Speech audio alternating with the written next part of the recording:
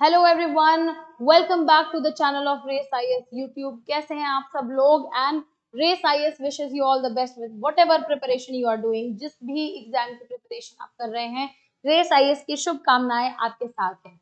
तो race IAS जैसा कि आप जानते हैं यूट्यूब पे चला रहा है बहुत ही ज्यादा एक्सक्लूसिव सीरीज आपकी प्रिपरेशन को बूस्ट करने के लिए। सीरीज की बात करेंगे iconic tourist sites in India. Iconic tourist sites में आज वीडियो नंबर 3 आपके सामने है। थर्ड आइकॉनिक टूरिस्ट साइट पे चर्चा करेंगे। इससे पहले ऑलरेडी ताजमहल पे, फतेहपुर सिकरी पे चर्चा की जा चुकी है। Now coming up on the topic of the day, third iconic site in India, Ajanta caves. आप जानते हैं Ajanta and Ellora caves very famous heritage sites of India. तो अजंता केव्स पे डिस्कशन करेंगे आज। इसको देख लेते हैं, अच्छी तरीके से क्लियर कर लेते हैं। यूपीएससी और यूपीपीसीएस के पर्सपेक्टिव से बहुत ज्यादा इंपॉर्टेंट हो जाता है। आर्ट एंड कल्चर के भी पर्सपेक्टिव से बहुत ज्यादा इंपॉर्टेंट हो जाता है। तो आप देख सकते हैं अजंता जो है एक series of rock cut caves है। अब रॉक कट केव्स क्या होते हैं? ये रॉक है, पत्थर है। इसको जब आप अंदर की तरफ कार्व करेंगे तो क्या होगा? एक गुफा टाइप का स्ट्रक्चर, एक ऐसा स्ट्रक्चर जो है आपको बन के नजर आएगा। ठीक है, तो ये जो स्ट्रक्चर है, ये एक स्ट्रक्चर बनेगा, यहाँ पे अंदर लोग रहेंगे, तो ये एक केव हो गया। ठीक है, रॉक कट केव है एक तरीके का सीरीज ऑफ रॉक कट। ऐसा नहीं है कि अजंता एक केवल गुफा है, नहीं, ये गुफाओं का एक सीरीज है। बहुत सारी गुफाएं एक साथ स्थित हैं। और कहाँ पे?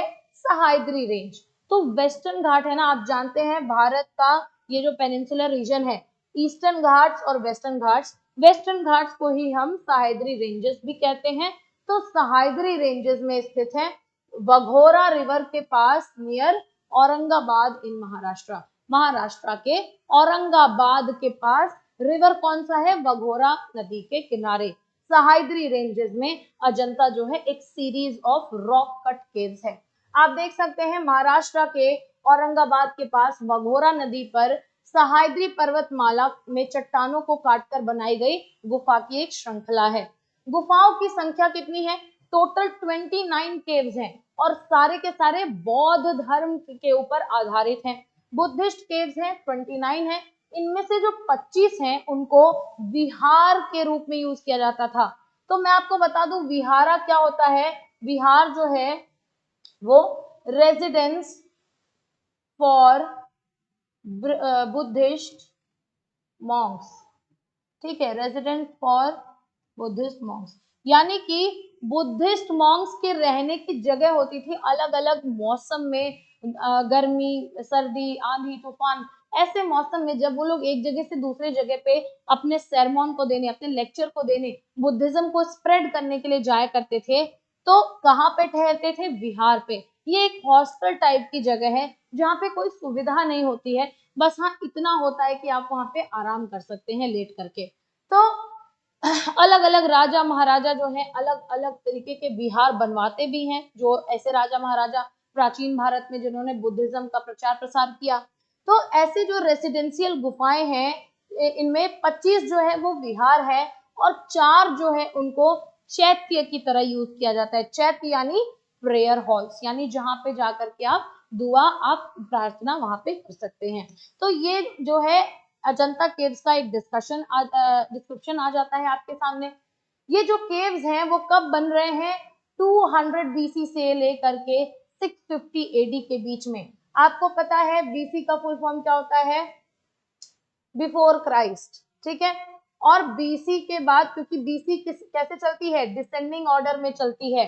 और एडी क्या होता है? Anno domini. Anno domini that is, ये असेंडिंग ऑर्डर में चलती है। तो 200 बीसी के बाद 650 एडी तक, बेसिकली ये जो टाइम स्पैन है 800 850 वर्ष का ये टाइम स्पैन है, जिसके बीच में ये रॉक कट केव जो है वो देखने को मिलते हैं, बनते हैं धीरे धीरे। अजंता केव जो है वो बुद्धिस्ट मॉन्क्स के द्वारा इनकी जो है रचना एक तरीके से प्लान की गई थी।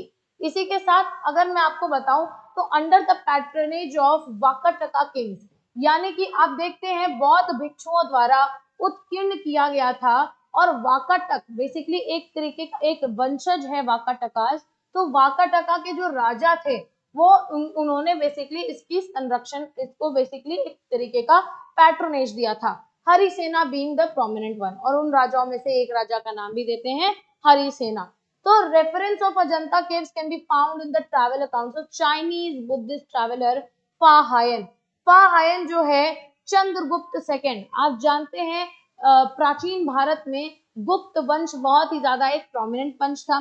तो गुप्त वंश के जो शासक थे चंद्रगुप्त सेकंड, चंद्रगुप्त द्वितीय के टाइम पे एक चाइना से एक ट्रैवलर आता है भारत की ओर, और भारत में जो है बेसिकली एक तरीके की विजिटर बन के आता है बुद्धिज्म को जानने के लिए।